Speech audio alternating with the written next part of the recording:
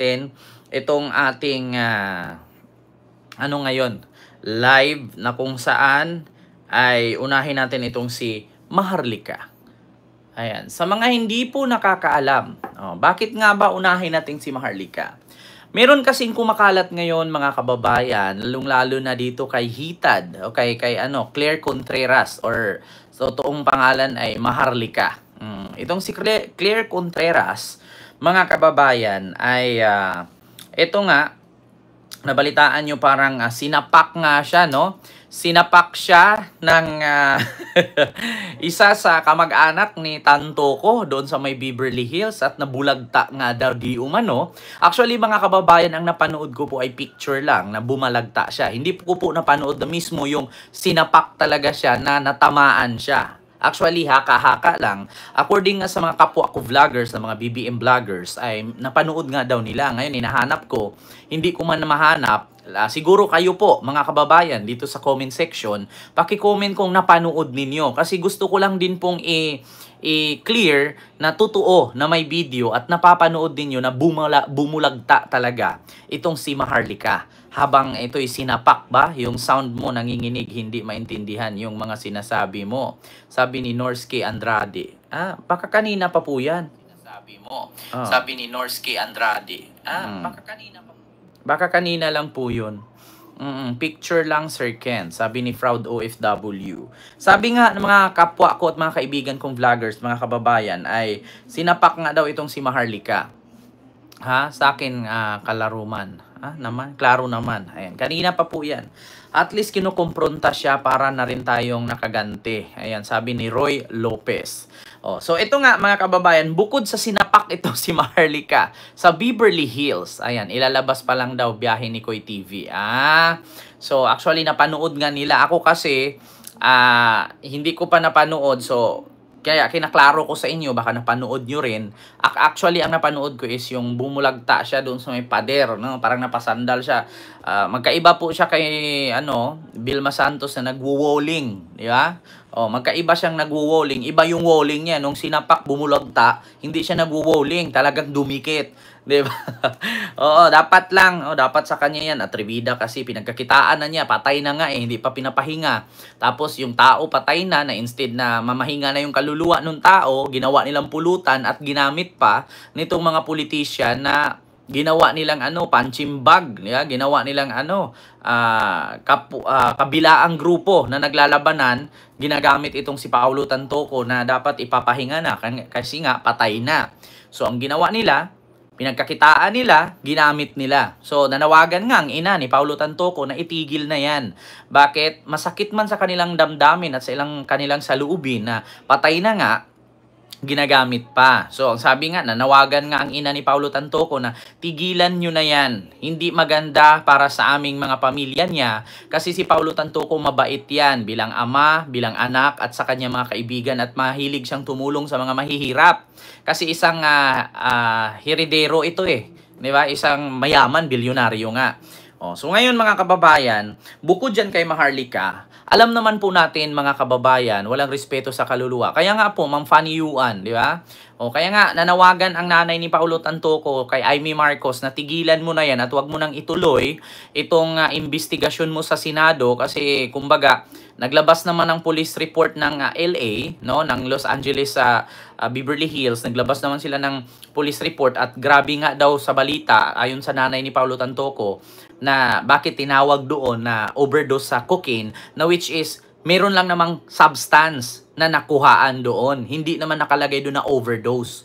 So sabi ko nga sa inyo, fake news nga itong mga DDS. Pinagpilitan ni Maharlika. At meron pa nga daw ipapasabog itong si Maharlika.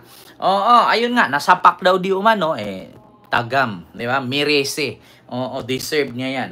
So ito mga kababayan, speaking kay Maharlika, meron akong ipapanood sa inyo mga kababayan na isang tawag dito. Actually napanood nyo na din siguro ito na si NBI Director Attorney Jaime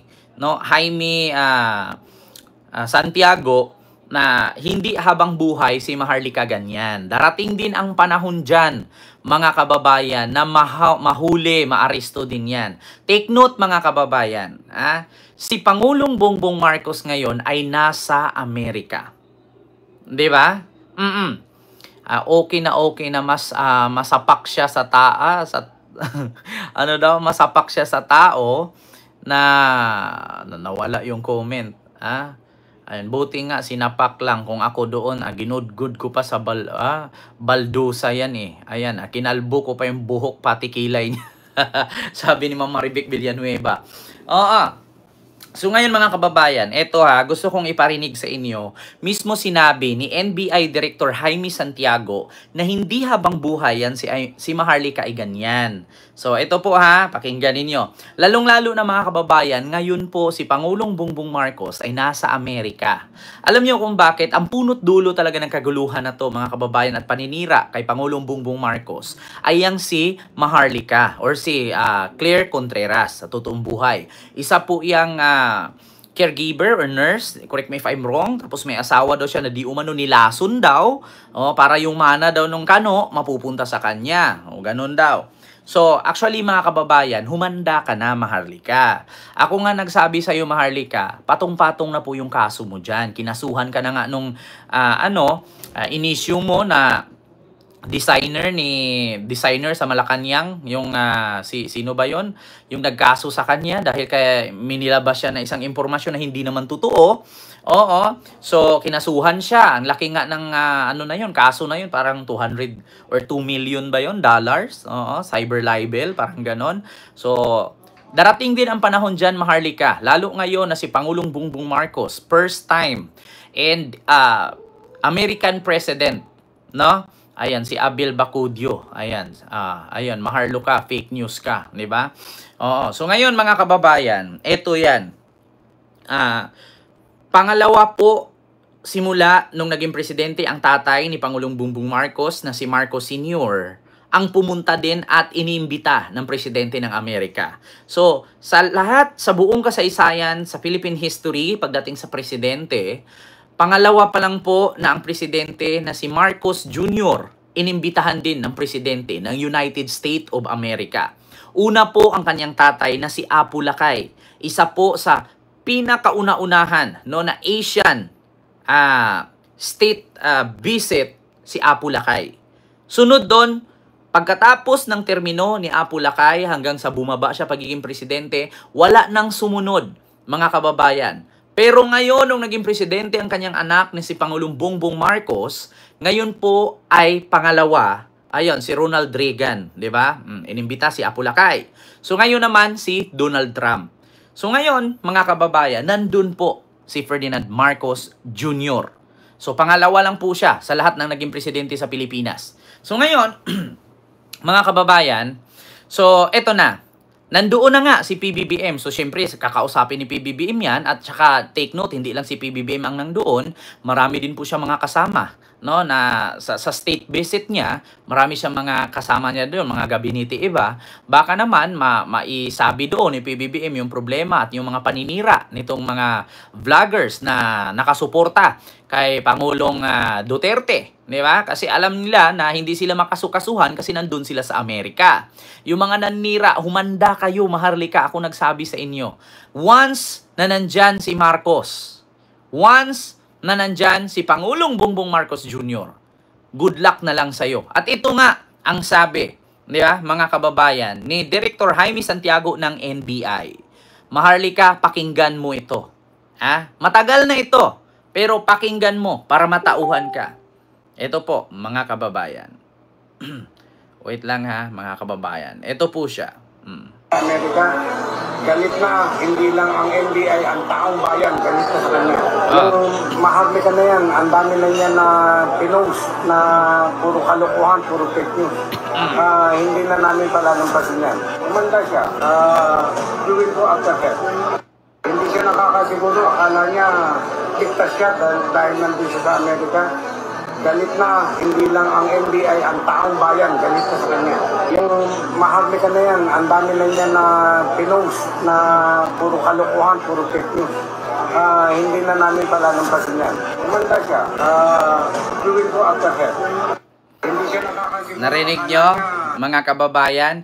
Mismo, si Direktor ng NBI, Jaime Santiago, hindi ka habang buhay, Maharlika, na nandyan.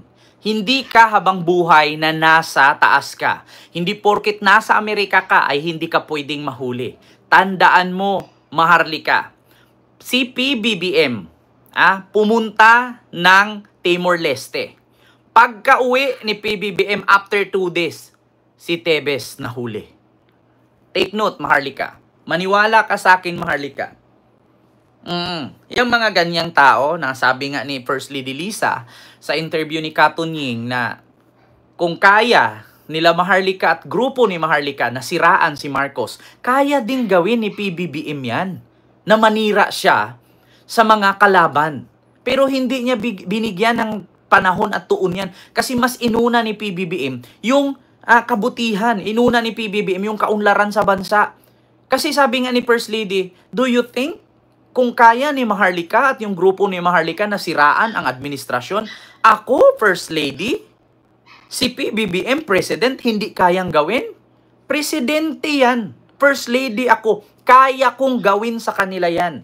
Pero ang sabi ni First Lady kay Katunying, hindi namin pagbibigyan ng panahon na sagutin sila. Mas unahin namin ang taong bayan kaysa sumagot sa chismis na yan.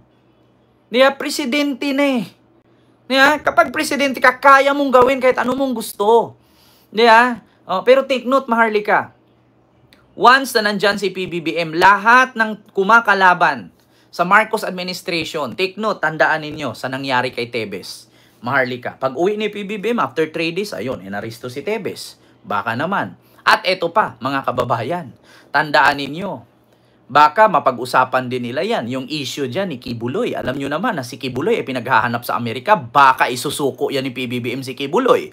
Take note, mga kababayan, si Kibuloy number 1, wanted sa FBI. Ngayon na nakakulong, may possibility pa dyan na isuko yan ni PBBM si Kibuloy. Kasi take note, si Kibuloy po is number 1 wanted sa FBI sa Amerika. Matagal nang hinanap na kung ngayon ay nakakulong si Kibuloy, no? Ay baka isuko pa yan doon ni PBBM at ihatid pa yan doon yan ikulong at doon litisin sa Amerika yan. Nako po, mga kababayan. So, yun lang mga kababayan, yung sa akin na ano ko ngayon na hindi abang buhay na ang dagat, high tide, naglulutay din. Sa mga vlogger dyan na naninira sa administrasyong Marcos, na hindi porkit nasa China kayo, ay hindi kayo maaaresto. Hindi porkit nasa Amerika kayo, ay hindi kayo maaaresto. Tandaan ninyo ito, lalong-lalo na si Maharlika, yung grupo ni Maharlika. Yan sila Sas, sino pa? Si Maharlika, yan si Kati B. Nako, sabi ko sa inyo, mag-ingat-ingat kayo. Hindi porket ganyan. Tandaan nyo si Tebes. Mas makapangyarihan yun kaysa sa inyo. Vlogger lang kayo. Si Tebes, may posisyon yun at may makinarya yun. Naaresto nga. Kayo pa kayang umasa lang kayo sa bayad dyan. Si Badoy, si Celes, si Mark Lopez. Si Badoy, si Celes, nasa Canada. Naku po, mag-ingat-ingat kayo. Baka pag uwi ni PBBM after 2 days, si Maharlika, ay nandito na rin sa Pilipinas. Di ba? So yun lang mga kababayan, yung ating topic. Ito yung pangalawa.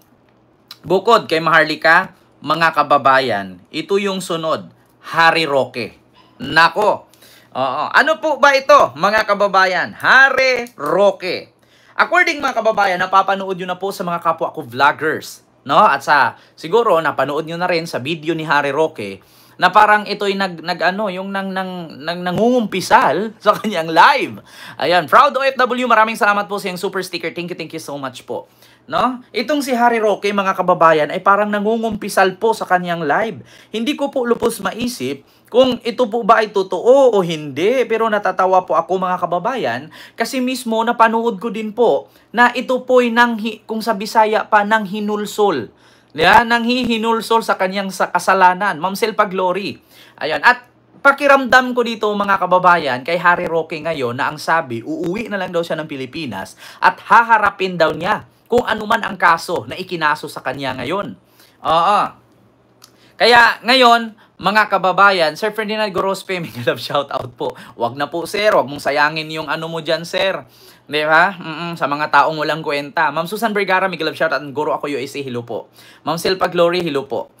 Ito po mga kababayan, ipapakita ko sa inyo. Ito po si Harry Roque ay nagsalita na po siya dito na siya daw po ay uuwi ng Pilipinas at ramdam ko dito mga kababayan baka naubusan na ng budget. No? O baka nga, no? Actually si Harry Roque napakasinungaling na tao po nito. So, sabi nga ng DOJ, siya po ay nireject ang kanyang asylum. Hindi nga